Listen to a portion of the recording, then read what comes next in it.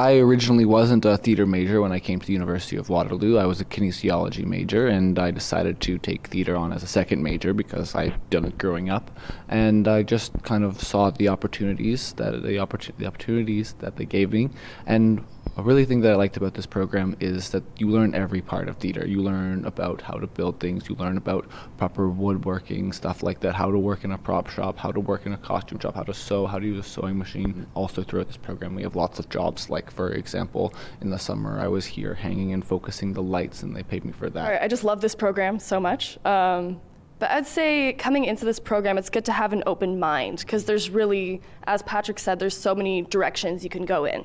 For example, for me, originally, I still want to be an actress and I do really like acting, but I've also really developed a love for carpentry. And there's even opportunities within the program to do like work study jobs in which you can work under supervisors and professors in the program. If you're looking to get into the theater industry or even like the event planning industry or the event creation industry, you'll learn a lot of valuable skills throughout, not even necessarily as a major, but taking some theater classes. Well, ultimately, it is a play about grief, but there's so much more that goes into that. So kind of just a synopsis, we have Agnes, who's bored of her regular life. It's set in the 90s, which is fun. And basically, gets bored of her life and has this wish that she wishes things were less boring for her, and unfortunately her entire family passes away in a car accident. But yeah, and so she didn't know her sister Tilly too well growing up, so she gets to learn about her sister through this Dungeons and Dragons module. So Agnes gets to connect with her sister and learn about Dungeons and Dragons through playing this, and it's a lot of fun because you see her go between the real world and the Dungeons and Dragons world. So I think it's a real treat for audience members to watch.